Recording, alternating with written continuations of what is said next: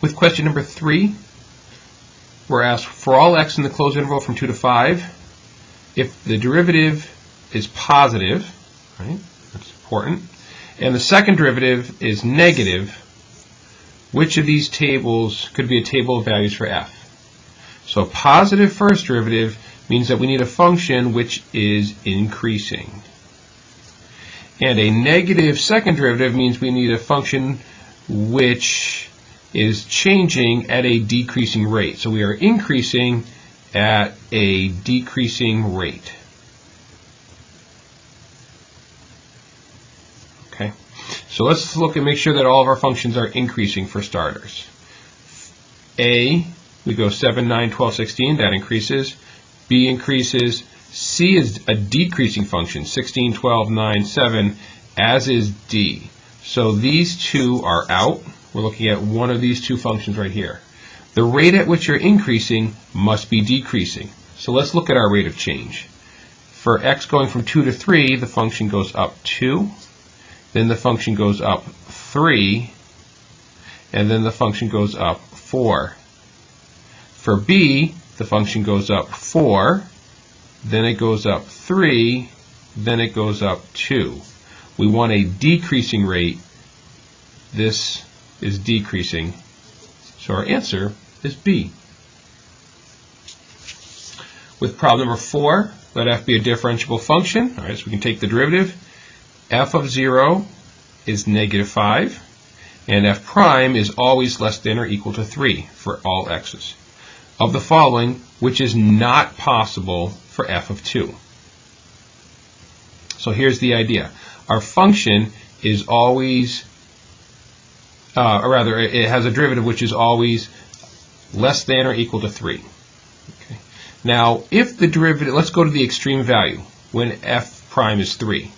What that would mean is that if f of 0 is equal to negative 5, and the derivative is equal to 3, then if we go 1 unit to the right, then our function will increase by 3 units. And we have a new maximum value of negative 2. If we repeat that, because we've got to get to f of 2, right, the maximum that we can increase by is 3. Negative 2 plus 3 is equal to 1. So if we did increase by 3 the second time around, we would hit 0. We don't even have to increase at all. All right, this one's okay because we can get there. If we can get to 1, then we can get to 0. We are originally at negative 5. Let's say the derivative is always equal to 0. 0 is less than or equal to 3, so that's fine, which means our function never changes, which means that b is okay as well. And also, it doesn't say that f prime it can't be negative here. We see that the maximum value is 3, but what if f prime is negative between 0 and 2? That's fine. Negatives are less than or equal to 3. Negative derivatives means the function is decreasing, which means we can get down to negative 10. The one number that we cannot get to for our function is 2, because the maximum change, the maximum positive change we could have is 3 units at a time.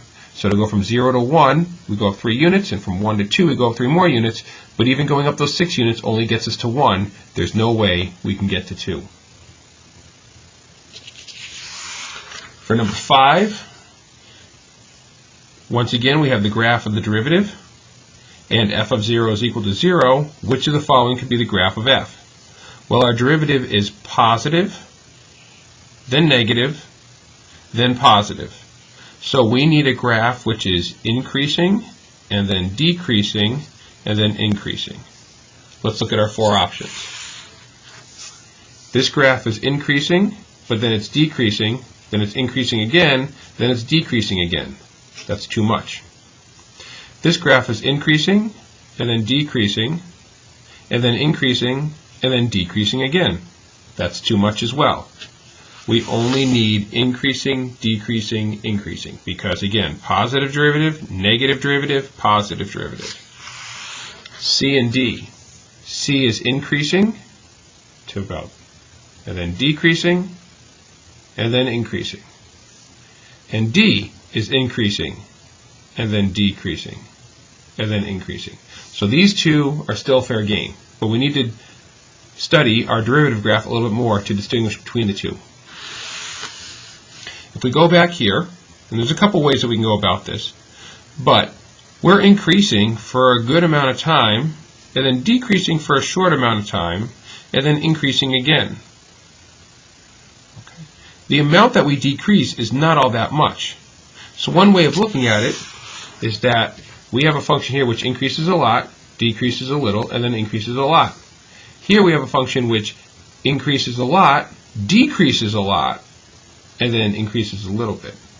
That doesn't seem to match up with our original little bit of decrease, because we barely get underneath the x-axis there. So we're only talking about a little bit of a decrease, not a huge value.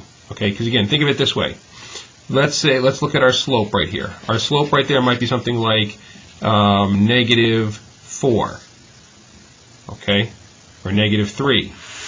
Does this derivative get all the way down to -4 and -3, especially if these are our units? Okay, it's not way down here, it's barely below. Our derivative's at like -0.5. Let's go over to our other graph. Take a look at our change here. Doesn't that slope look more like -0.5?